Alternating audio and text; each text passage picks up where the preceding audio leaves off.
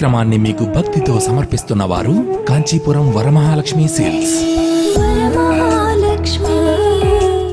సాయి సర్వస్వం వీక్షిస్తున్న సాయి భక్తులందరికీ సమర్థ సద్గురు సాయినాథుడి దివ్య అనుగ్రహం లభించాలని ఆశీర్వదిస్తూ, వాడు బాధపడితే నీకు సంతోషమా, ఇది థంబ్నెయిల్.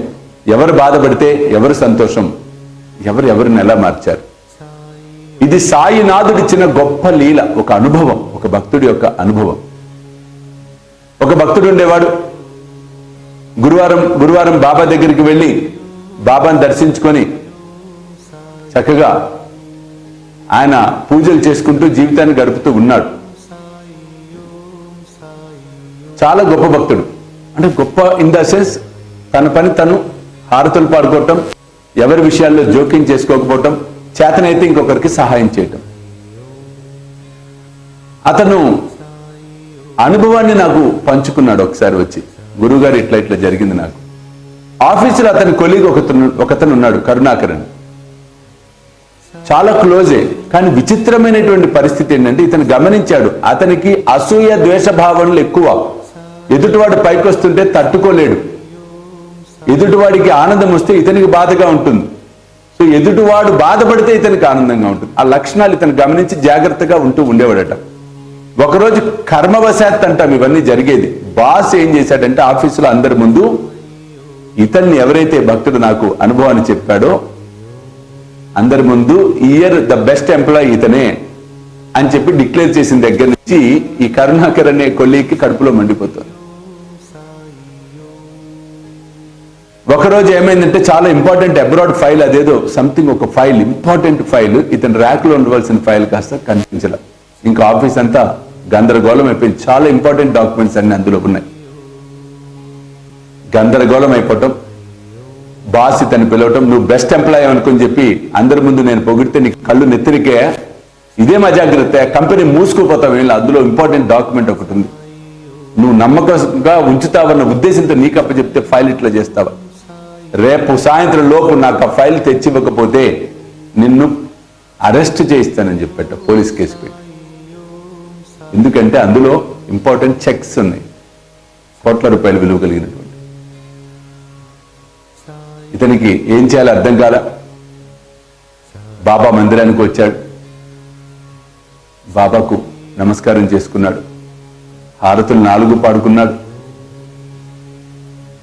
అతను చెప్పాడు, గురువు గారు మీరు జీ తెలుగు ఛానల్లో అప్పుడు చెప్తూ ఉండేవారు, ఏదైనా కష్టం వస్తే 4 హారతులు కంటిన్యూస్ గా పాడుకోండి, తప్పకుండా సాయి కరుణిస్తాడు అని. 4 హారతులు అలాగే కంటిన్యూస్ గా పాడుకుంటూ వింటూ ఏడుస్తూ, టెన్షనే కదా.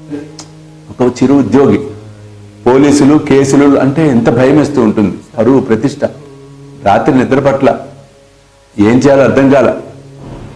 కానీ బాబాను నామస్మరణ చేసుకుంటూ ఉన్నాడు, అన్ని హారతులు వింటూ ఉన్నాడు. కానీ ఎంతైనా కానీ అంత శ్రద్ధగా చేయలేం. విచిత్రమైన విషయం, పొద్దునే అయిపోయింది, ఆఫీస్కి వెళ్ళాలంటే భయం వేస్తున్న తరుణం. ఆ టైంలో ఇతను ఇంకా రెడీ అయిపోయి నిరుత్సాహంతోనే ఉన్నాడు. టిఫిన్ ఏం తినలా, సహించలా. ఎందుకు అయిపోయింది ఇంక, అమ్మ ఇవాళ సాయంత్రం డెడ్లైన్ చెప్పాడంటే ఇంకేమైపోతుంది. కరుణాకర్ వచ్చాడు ఇంటికి. పెళ్లి కొట్టి లోపలికి వస్తారే, ఏం నువ్వు వచ్చావు ఇంటి ఇప్పుడు అని ఇతను అడిగేటప్పటికీ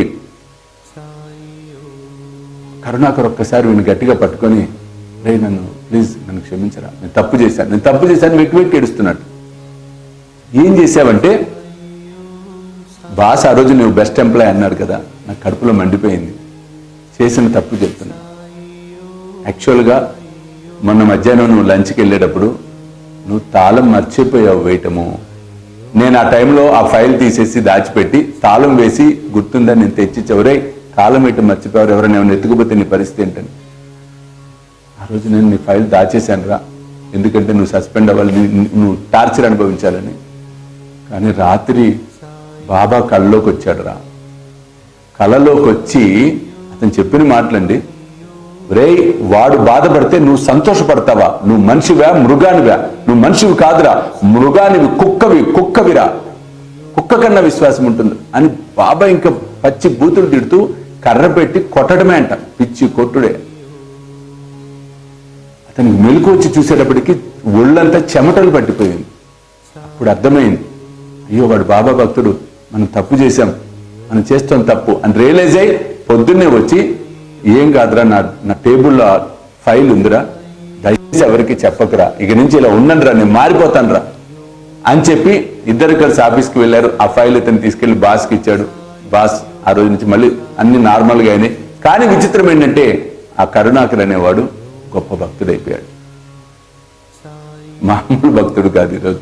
అంటే ఒక వ్యక్తిలో పరివర్తన వస్తే వాడు ఒక శక్తి అయిపోతాడు. చూడండి, ఆ పరివర్తన తెచ్చేవాడే సమర్థ సద్గురువైనటువంటి సాయి. కాబట్టి ఆయన్ని ఎంత మనం విశ్వసిస్తామో, ఎంత నమ్ముతామో అంత ఫలితాలు రావటం ముమ్మాటికి సత్యం. చూస్తూనే ఉండండి శ్రీ సాయి సర్వస్వం యూట్యూబ్ ఛానల్, అలాగే సాయి విశ్వచైతన్య స్వామిజీ ఫేస్బుక్ ప్రొఫైల్. సర్వే జన సుఖినో భవంతు.